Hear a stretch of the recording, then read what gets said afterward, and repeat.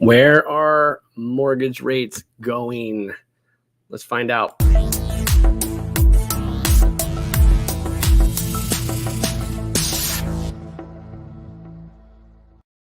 So jumping on here to give you a quick update on what's going on with the rate market. As you see a lot going on in the world today, and that has a lot to affect the rates. So let's just jump right into it and take a look, because rates are going up, but we did get a little reprieve. So why don't we take a look at the market and get an idea of where they're heading, get you an idea of what you might be looking at if you are in the market to buy a house or thinking about refinancing, get you an idea of where they're heading and what's going on. So right here, this is the mortgage-backed security market.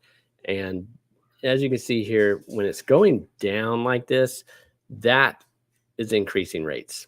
And so you can see here how things really shifted here and really moved over in February as things in the world were starting to get a little hectic. We saw some movements here. Also, things that the Fed says can impact what's going on. And so we had a big move, big increase in rates. Rates went up quite a bit on that particular day. And since then, we were kind of bouncing around and just hanging on a little bit. And then as the war progressed, we started to see a little bit improvement in the mortgage rates on the mortgage-backed securities. And the reason why that is when you see the stock market start to move in a certain direction negatively, usually that money that's coming out of the stocks is going into bonds, into a more of a safe return area. So that's why you see those kind of moves. And we've seen some changes in the oil markets, as we've all seen, and some other economic factors such as inflation and different things. There's just a lot going on. So it's really causing some volatility in the market as far as rates go. So here, once we had a good rally back, then you get some profit taking, and then they start taking it back. And we saw rates go back up a little bit. Then they bounced back up, and then they took another dive. And as you can see, we went way down, and today we're sitting at a lock status. We need to lock those rates in before we potentially fall below this little area of resistance here even further. And if we go any further down here, then we're going to be in serious trouble as far as rates going further up. So the long play, we're going to see rates continue to rise as they continue to try to curb inflation. Rates have to go up to help inflation get under control, which causes the economy to slow, and which we start to see this kind of stuff happen. Eventually we fall into a recession. That's kind of how this whole thing works out. And as we go into a recession, we usually see rates improve and things go in a different direction, and the economy starts to accelerate again. So let's take a look at some interesting information for you here.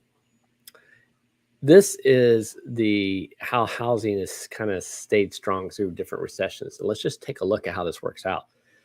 Back in 60, we had a recession here, and this is the value of house line. So you can see, let's show you what happens here. Through each of these dark areas are recessions, and you see here they kind of stayed flat. Through 1970, they slowly increased. Through 75, they slowly increased. Through 80 and 82, 83, you see them slowly increasing. Even in 90, we had a slow increase. And our small one at just after 2001 slowly increase. And we had a nice rally up. And then we see this big decrease on this last recession here in 08. So what happened there? Well, we had junk mortgage files that really jammed up the system. 580 credit scores with no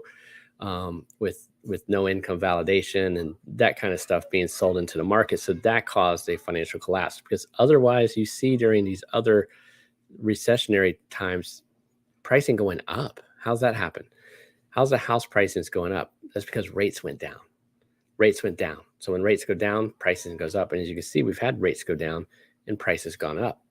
So we went through this section, all that got corrected. We had a little bit further of a dive, and then we hit the bottom of the market and rates were down. And we start to see rates to continue, our house prices to continually going up. And here in 2020, we have our small little recession we had, and we saw again, which was the COVID time, which is again, we saw rates go down and a big spike in purchase price. So that's kind of where we're at. We're going to roll into another recession. It's coming. And so that's when we see a little bit of a reprieve in the rates. But the thing you got to think about, a lot of people are waiting for the bottom to fall out of the market as far as it comes to pricing. The challenge you have there is the demand of the amount of people looking to buy homes is still high. So therefore, pricing can still stay strong even in a higher interest rate market. So a lot of folks that have been waiting for several years now for pricing to get better have lost thousands of dollars in value because they've just been sitting, either waiting for rates to go further down or waiting for the pricing to go down. So it's going to take a little ways for that rate to go up to be able to curb the pricing. And that's the challenge you have, because just 2 years ago, pricing was at 5%. We were at 5% rates, 2-3 years ago. So when they were there, pricing was actually lower. And so it has to go up substantially. Now, the Fed is going to continue to raise rates throughout the year. That's going to continue to push interest rates up, but it may not considerably slow down house pricing. House pricing may start to flatten a little bit as buyers exit the market and saying, I just can't buy anything. That's the only thing that's going to really curb that a little bit. The demand is still strong. So, and if you look at the average age of people buying a home is 33 years old. And if you look at the population dynamics of that, the amount of people that will be in the market to buy homes far surpasses the inventory available. So that's going to be a big factor when it comes to that. So anyway, just wanted to come on quickly, talk about a little bit what's going on in rates. They are going up. We did see a little reprieve. We did see rates get a little bit better.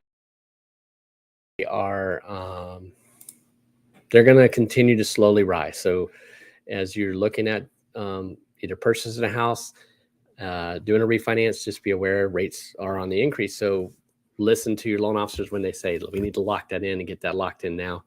A lot of folks I've talked to as well that are interested in refinancing may want to consider capturing your equity because you still have value going up. So, and equity in your house is only worth something if you can grab it. So either you can sell it or borrow it out. So it's one of those two things you've got to do to be able to capture that equity. So you may actually increase your interest rate, but you can actually save more in the long play by capturing some of your equity. But we can run all those numbers and see if it even makes sense for you to do and look through the whole scenario. We do all that every day. So anyway, if you have any questions on anything, reach out. And that's it for today. Talk to you soon.